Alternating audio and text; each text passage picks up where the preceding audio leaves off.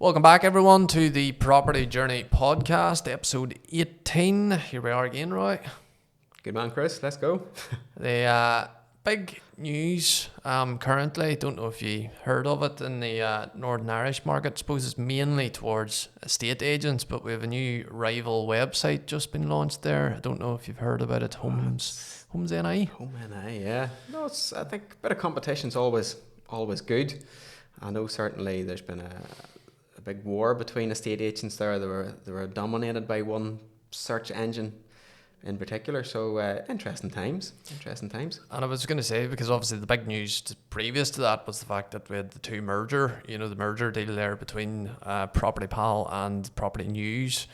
So obviously operating independently, continuing to do so, but a new competitor to the market. It'll be an interesting time just to see sort of how it all pans out for them. Yeah. No, I wish the new search engine well, and I look forward to using it. So it'll be great. I was on it this morning. Actually, it was quite good. So it was not that I was looking for a couple of properties or whatever. I was just having a wee click on it. But no, interesting times in the Northern Ireland market. And again, we're just keeping an eye on that, and anything that we think is going to be beneficial for our listeners, we will certainly bring it to their attention. But today's episode, Roy, I wanted to touch on property management companies. So in the previous episode, we discussed property investment strategies, obviously how people were maybe going to get into it, whether the figures was the main thing, was it the strategy, was it the goals that they want to achieve, all that side of things. That's obviously the initial start to get in. Yeah. That's obviously thinking about what your plan is, what you want to do, if you're going to get into it, whether you're suitable for it. That was another thing that we talked about. But when you decide to undertake that journey, there is obviously the big thing of, and you previously talked on it, whether you do it yourself or whether you take a backseat and kind of say, here's the professionals, let you get on with it and contact me if you need me. Yeah. So what are the biggest advantages of hiring a property management company if you've got properties? So I'm going to share with you, I'm going to pass on my experience, first-hand experience that I have built and gleaned over nearly, it would be 2 decades, since I was maybe about 17, 18 years of age. So I've went through the whole process, probably learned a lot, has cost me a lot, learned a lot of mistakes, so I'm able to pass that all on. And a true person should always learn from somebody else's experience rather than trying to learn themselves or being ignorant and learn it themselves. So whenever you buy an investment property, you need to find a tenant. So you need to find a tenant, and then once you find a tenant, you can have it managed. So it's quite common, or it's a mistake that most people think, I'll buy a house, it's easy to rent out a house. So what they do is then they maybe put an advert on, Gumtree or social media or what have you to say they have a house for rent. And yes, they're going to get loads and loads of interest, and this is great. And they think they'll find a tenant very quickly, and they make it look very, very easy. For a novice or who hasn't went through that process before, it looks like that. But from a seasoned investor, you realise through doing it yourself, you are maybe exposing yourself massively, because you will be told maybe by rogue tenants stories, and if you haven't heard the stories before, you'll believe them. I can immediately, by doing a viewing of a property, I can immediately, wipe out who's rogue, who's a good potential tenant, and who isn't. Once you find the tenant, then you want to pass it on to being managed. So managed then is, again, you could do it all yourself, but to do it all yourself, then that means are you up to date on all the legal requirements? Are you checking the rents regularly coming in? Are you dealing with all of the queries and all the issues? Now, if you've got one property, fair enough, it probably is straightforward enough to do that.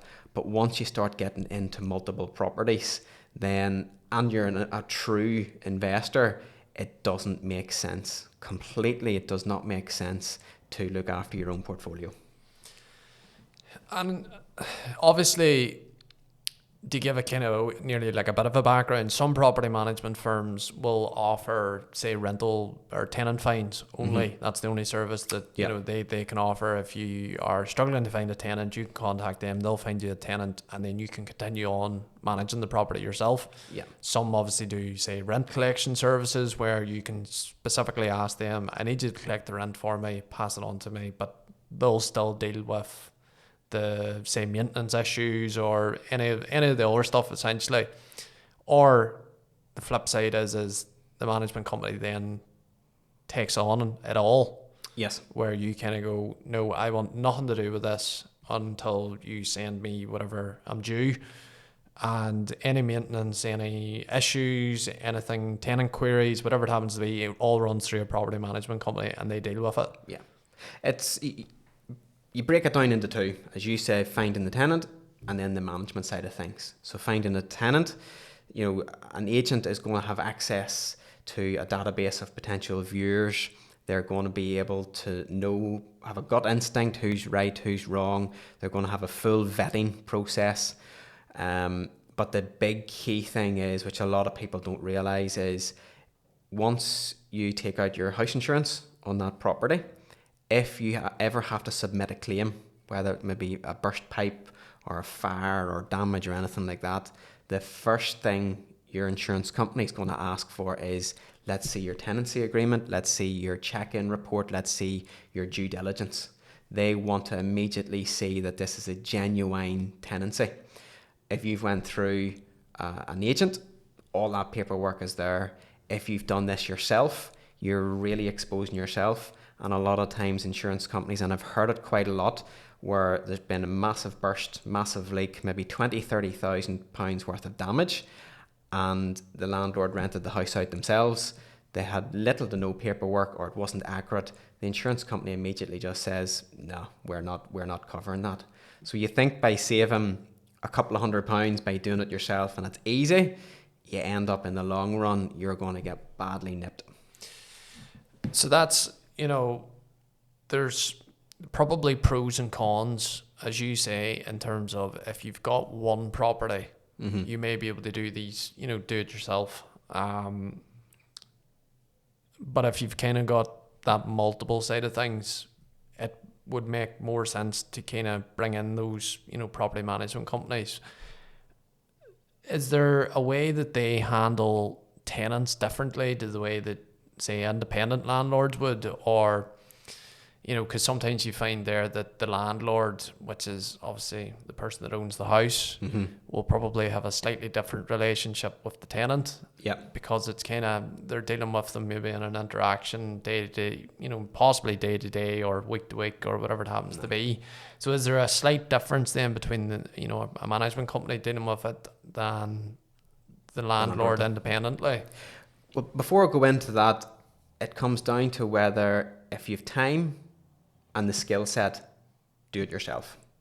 If you don't have the time and the skill set, hire in the professionals. So like, for instance, if I wanted to invest in the stock market and shares, if I watch a few YouTube videos and things like that, it looks very easy. If I had the time, I would sit down and I would invest all the different companies, and I would invest in I'd buy the shares. But if it didn't work out well, you know, I could lose a lot of money. So that's why if you go to invest, you put it into a fund, and you don't make contact with that fund. You don't contact them 6 months in saying, well, John, how's those shares doing? And let's maybe move to this, and what about that? You know, you're dabbling in something that you don't know about. So either you're all in or you're not in. So as an investor, you decide, are you going to hand it over to a property manager? If you do, hand it completely over to them, you trust them, you leave it to them.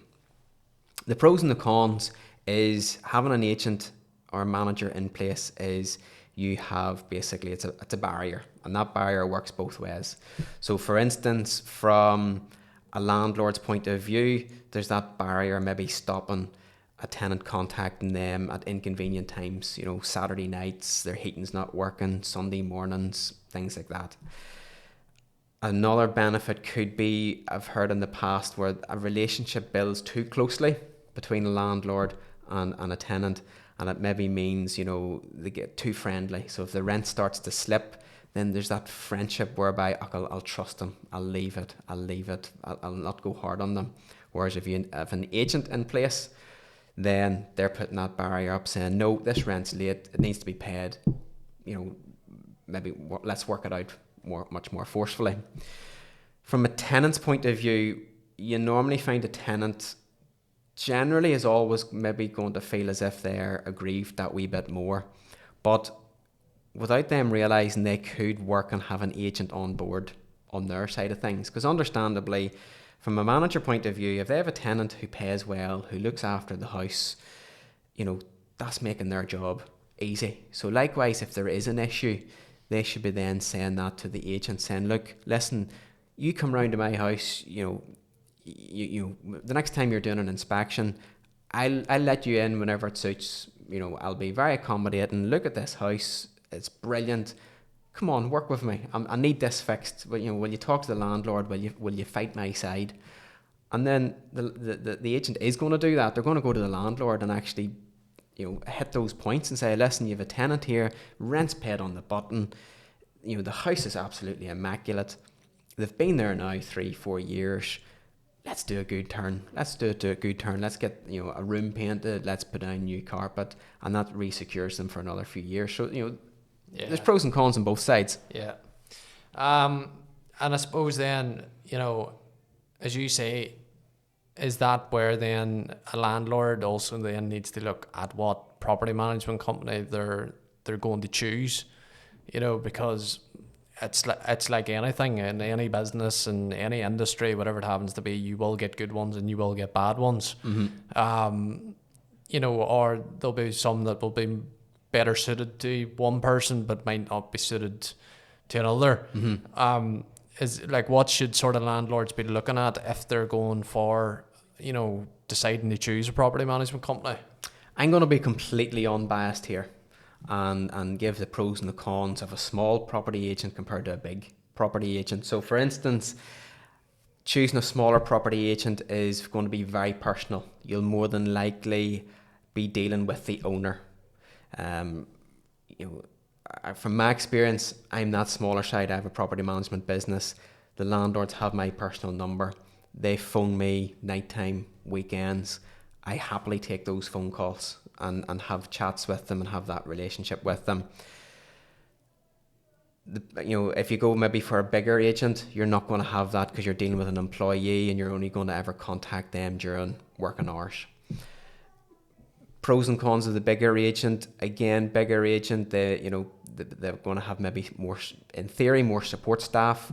Then, what else are you going to have? They're going to be bigger agents, so they might be a wee bit faster in getting tenants in. They might be able to move tenants around a bit more efficiently. I was going to say a bigger database Bigger database. Their costs might be that wee bit cheaper because they're running on economies of scale. So that's, there's pros and the cons, and it's completely down to the investor as to, do they want a service simply carried out? Do they want it done as cheaply as possible? Or do they want a bit more of a personal touch? Do they want to, pay that wee bit more? It's completely up to the investor. I suppose it's back to that kind of, what you decide, what you want, what, you're hoping to achieve, and how you expect to maybe deal with people. I suppose do your research would be one of the big things then. If that's the route that you're going down, do your research on the company that's going to represent you essentially. Do that, and maybe speak to a couple of friends or family who own a number of properties and say, who do you use, how do you find them, and go from there. My next question was obviously, can property management companies help in reducing vacancy rates? But obviously we've kind of touched on that. Obviously they have got a database of potential tenants or potential people to move into your home. They do, but the main difference is an agent will have access to full advertising portals, so the likes of Property Pal, Property News, and the new one that's been launched as well. Whereas if you're renting it yourself, you're not. You're really only going to have access to social media.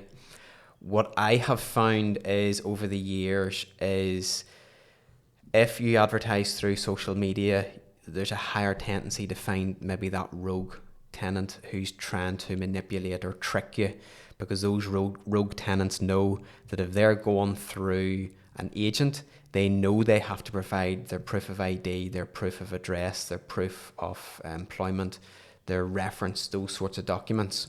Whereas doing that just through social media, they'll maybe be able to wing it or talk around it or tell a bit of a story or manipulate the landlord. I suppose maybe just to clarify about like a rogue tenant, you essentially mean someone that's going specifically into the property with the intention of skipping on rent at some stage. Skipping rent, maybe they're being forced out of their own house because they haven't been paying rent, or they haven't been looking after it, or they maybe have pets that have damaged the property. So that's what I'm counting as rogue. It's a terminology used just in the industry just to say, listen, they're not, probably if you knew them, the inside outs of them, you probably wouldn't go with them in the first place. Yeah.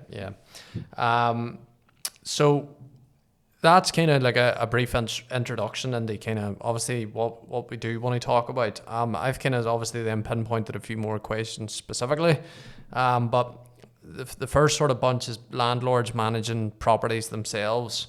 What would be the most common challenges that you would expect to face if you're doing it yourself? Doing it yourself, the big one is maintenance and repairs. If you don't have a full database of different engineers, so the likes of plumbing, electrical, sewers, fixing your PVC handles, doors, things like that, even your painters and your decorators, that's the big thing. If you're doing that yourself and you've only one property, you're probably only calling in on a plumber once a year, twice a year. If you're looking at a room painted, for instance, you're calling in on a painter maybe every 4 years, 5 years. In that scenario, you could be waiting a long time. This is the reason why a lot of landlords come to us, because if a tenant phones us up with a plumbing issue, on average, the plumber will be on the phone to them probably within about 3 hours, 4 hours to suss out what exactly is the issue.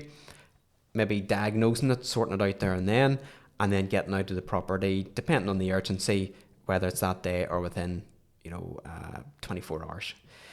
If you're doing that yourself, that plumber's immediately probably going to say to himself, listen, I'm very busy here, I'll get you slotted in.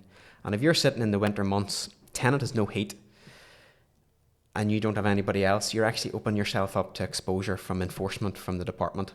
And you could be fined, you could be, it's a lot of hassle. So the big thing is, having a database, having a network where those things are being done as quickly as possible and cost effectively as possible. And I suppose we probably touched on this, and if people want to go back and listen to it in the previous episode about how much sort of time and effort goes in as being an independent landlord. You used the example of the stopwatch, with one of your clients. There's a lot potentially, as you say, you could very easily rent the house out to someone, you've no bother with them, they pay the rent, everything's fine, nothing goes wrong with the house, handy dandy, happy days. That's obviously going to be relatively easy, and there's not going to be a lot of time and effort goes into that because it's not needed. Yeah. But the chances of that happening, I would say, are slim. It's like buses.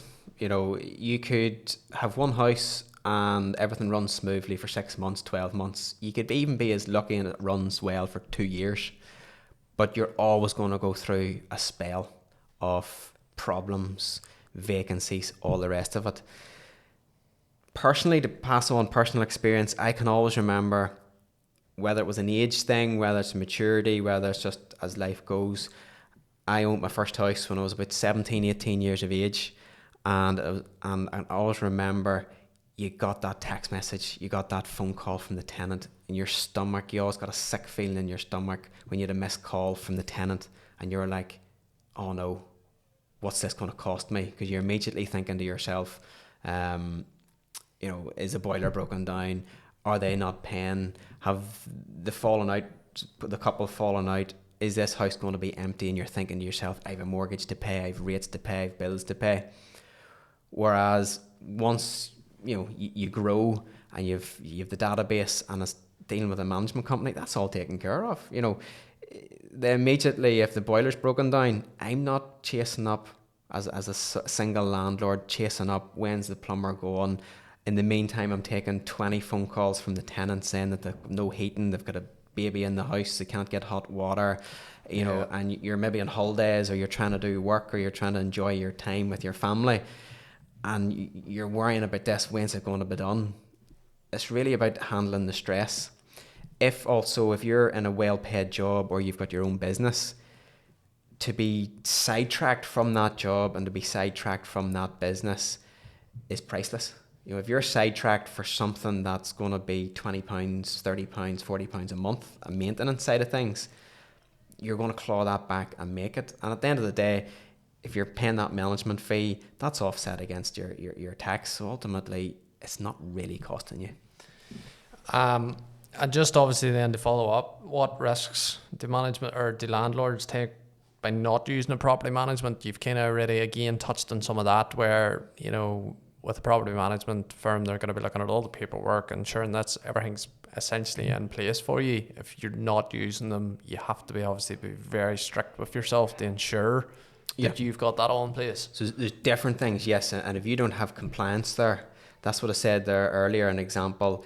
If a tenant contacts you and they've got no heat and the weather is very cold, if you don't sort that out fairly quickly, or you don't provide them with an alternative solution, which could mean literally if their heating breaks down, a landlord should be straight out and get it fixed. If they can't get it fixed, they should be providing maybe electric heaters, probably have to pay for those electric heaters. If they don't, that tenant could report you to the department and the department could fine you or have you up in court, basically.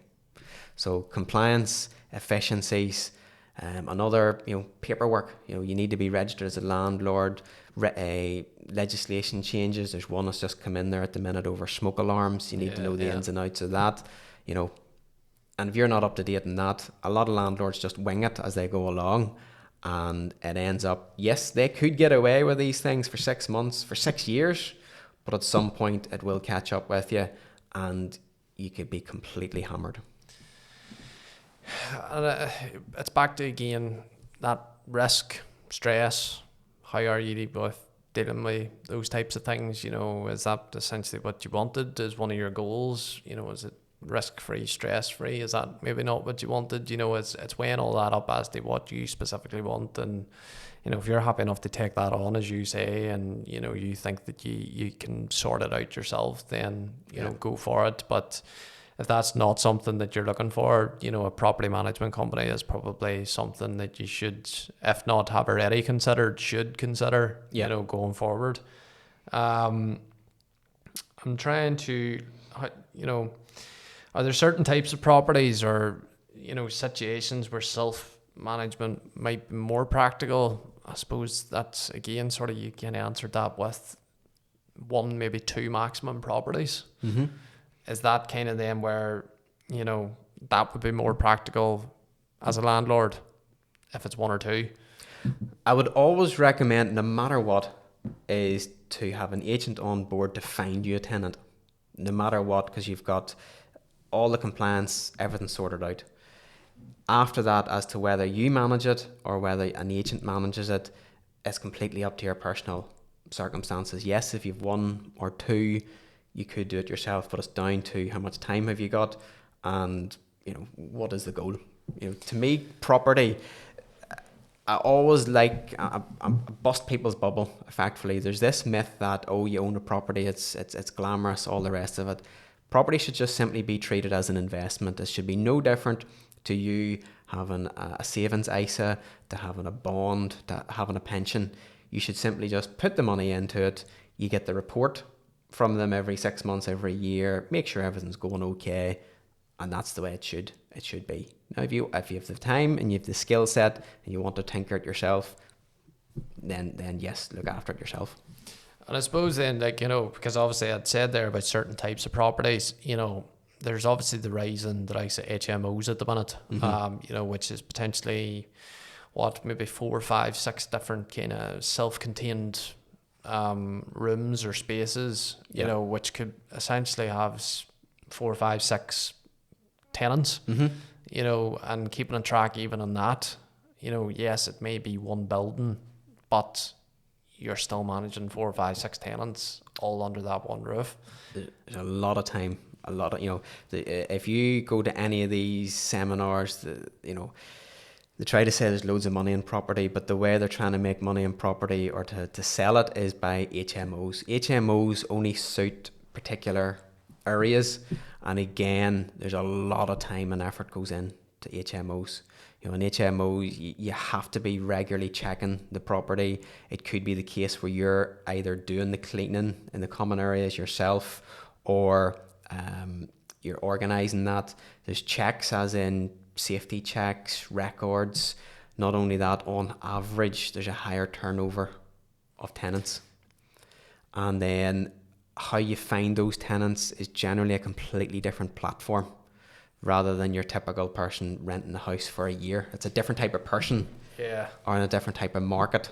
So you need to make sure you're targeting that right market in the correct way, and whoever's doing it is doing it correctly.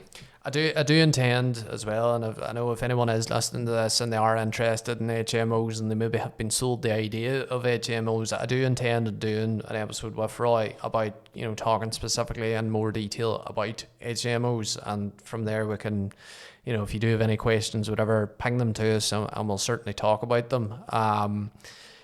Because again, as you say, there's certainly more risk, and then there's also the fact of there's maybe 4, 5, 6 people living together, and it's never going to be plain sailing when you have 4, 5, 6 people all living together, you know. So you're probably opening yourself up to a complete different can of worms when you move into that direction.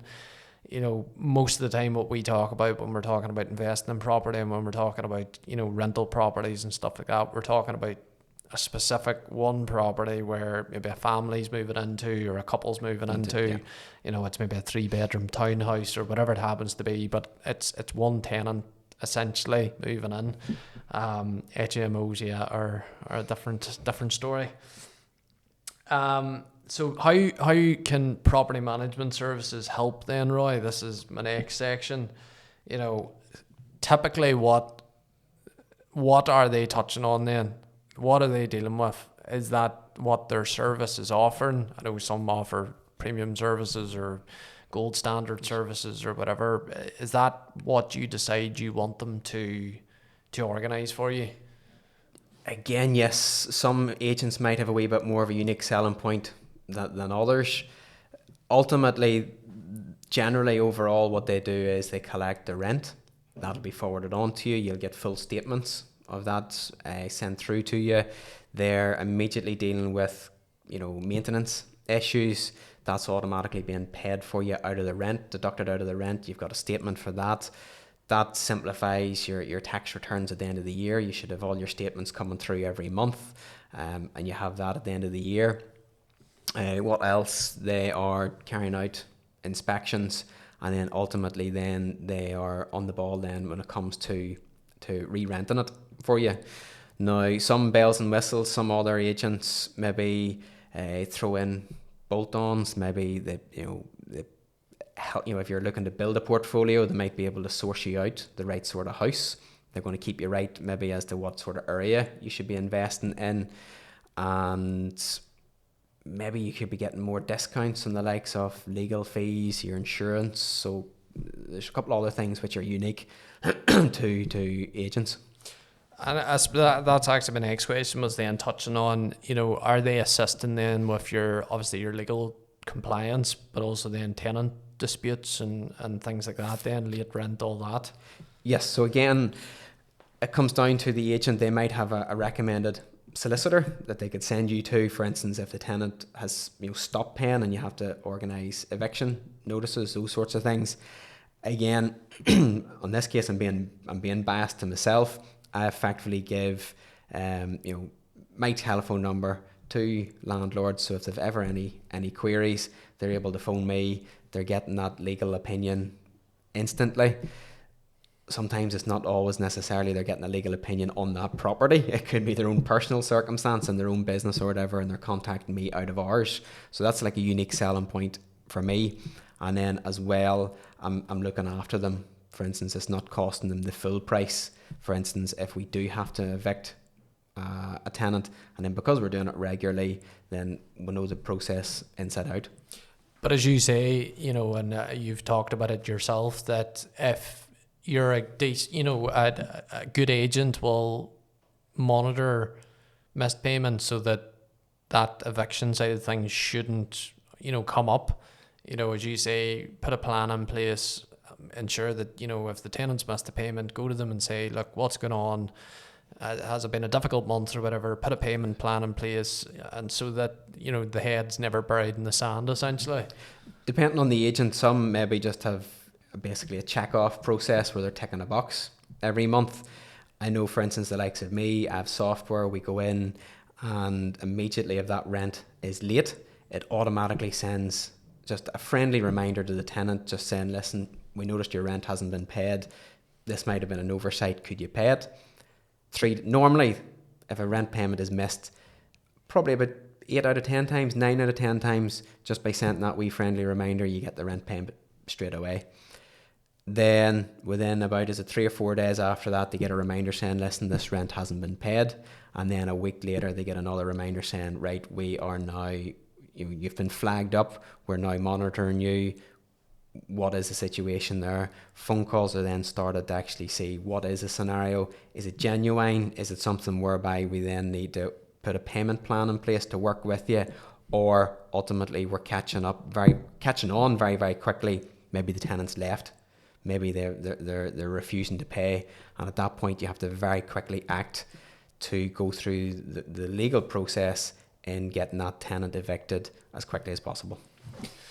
And as you say there, you know, some property management companies will be able to assist you in that. There's some that will just basically say, look, give that person a call, they'll be able to help you with it. Yeah. You know, that's their recommended one.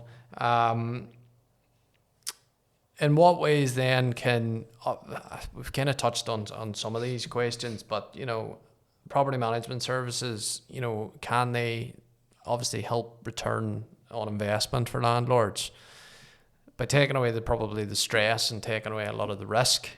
Yes, you may not be getting as much on your investment per month, but it's stress-free, risk-free. Companies dealing with all it. You're not going to get the phone calls on a Saturday night. You're not going to be getting them on a Sunday morning. You're not going to be getting them at Christmas Eve or Christmas Day, or, you know, the property management companies dealing with that. Yeah. That obviously will help with your return on investment, and as well as that, if you're dealing with it independently, you're losing time and effort, and you know, an hours, as you say, an hours overtime or 2 hours overtime could potentially have the same for what you're dealing with in a month.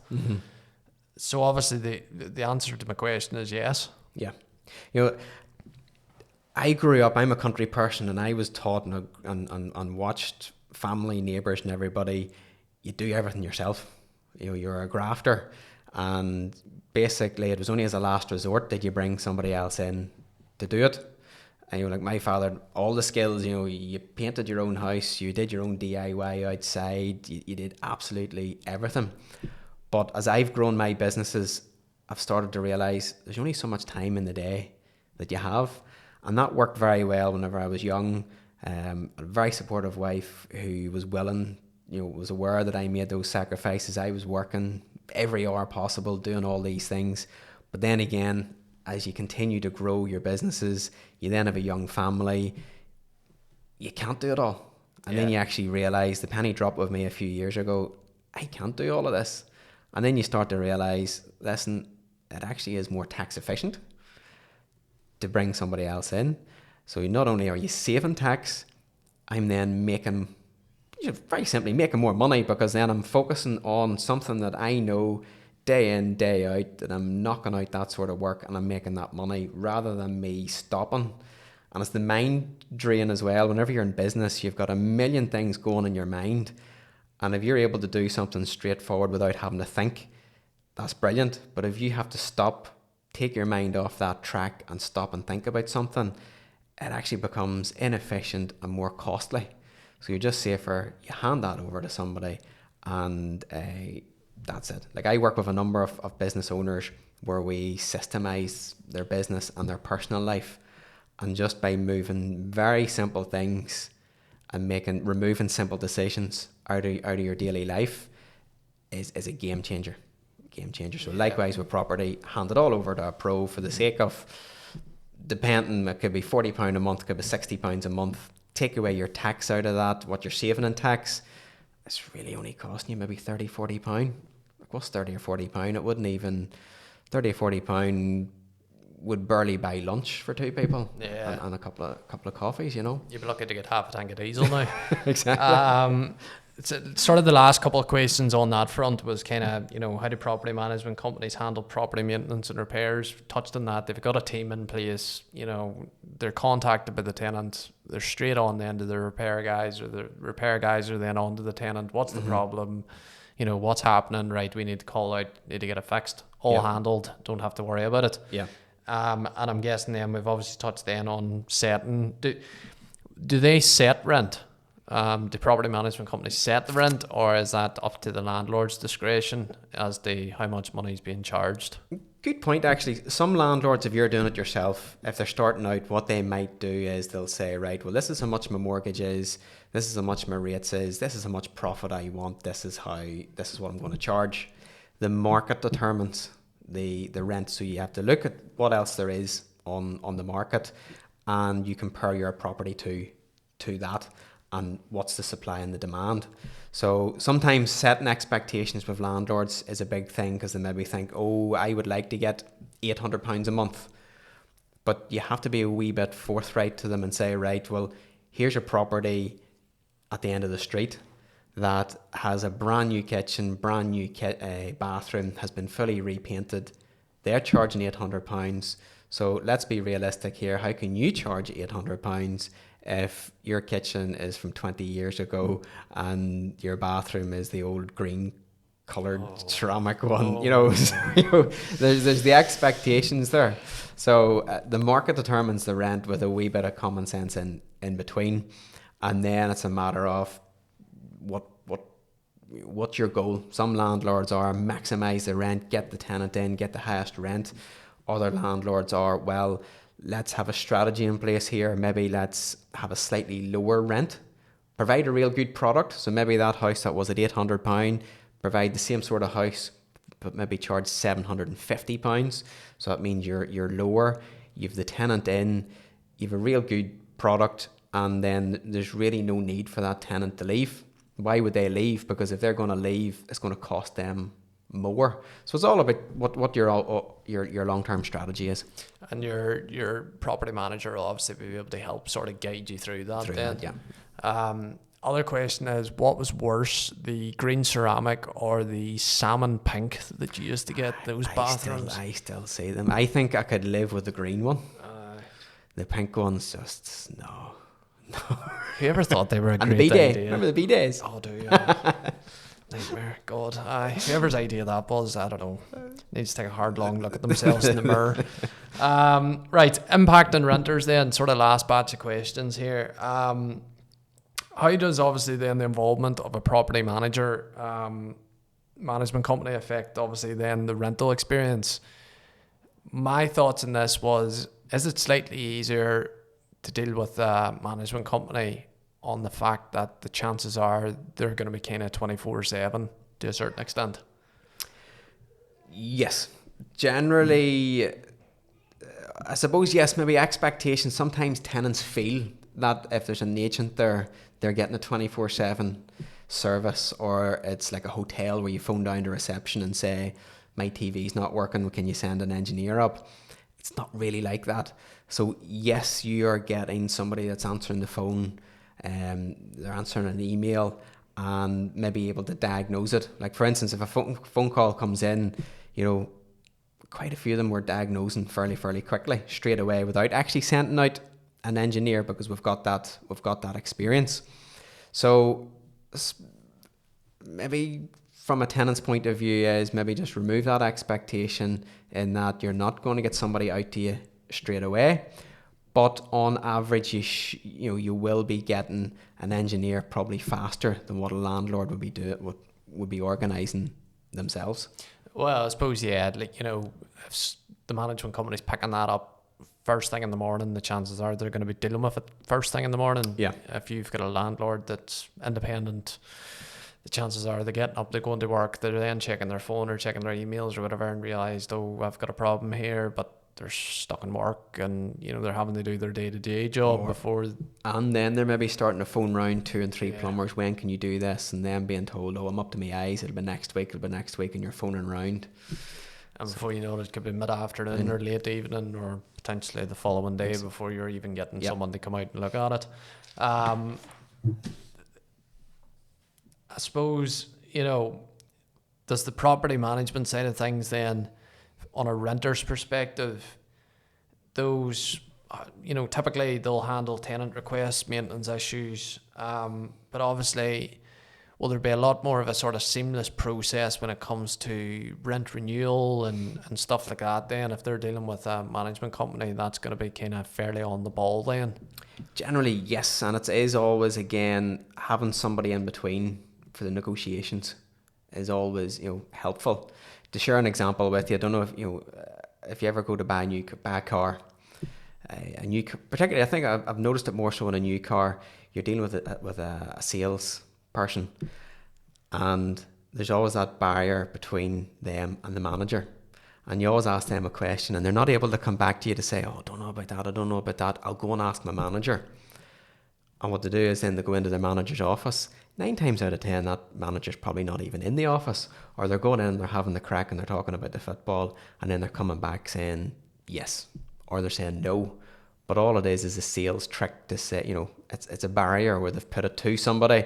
So psychologically you're coming back and that person is saying, oh, well, they've authorised it or they've declined it. So likewise, from the maintenance point of view and the renewals point of view, you've got somebody in between there where you can maybe, the agent, as I said earlier, the tenant earlier could then basically get the agent on board and have them negotiate on their part. Sometimes tenants don't realise that, and they maybe are a wee bit aggressive. If the agent phones them up saying, listen, I want to come out tomorrow or the next day with an inspection to do, they're maybe being obstructive or difficult or not very accommodating. Whereas if they build that rapport with the agent, it's like anything, friendships are priceless. Yeah. And I suppose the likelihood of getting that with your landlord is slim, but then if it does happen, then the landlord's in a sticky situation, as you've said there, with maybe late rent and payments or something's happened to the property, but then the tenant maybe expects them to do it quicker because they're mates or whatever, but then the landlord hasn't got a chance to get out, and then things sour very, very quickly. As you say, that barrier is a good thing then to kind of, as you say, that goes both ways. I think that's kind of it in a nutshell. As I say, I wanted to get, what a landlord's thinking about doing if they're doing it on their own. Mm-hmm. Obviously then the benefits of a management company if it suits your needs, and then obviously then a renter's perspective of them dealing with a landlord and then also dealing with a property management company. So episode 18's wrapped up there fairly well, Roy. Thank you, Chris. Couple more episodes planned for the near future. Got some good ideas, and as I already says there, we'll get a note to that HMO1. If anyone does have any questions about it, we'll certainly do a quick episode on it then to answer any questions or any real talking points. So thank you very much everyone for tuning in to the Property Journey podcast, and stay tuned for the next one.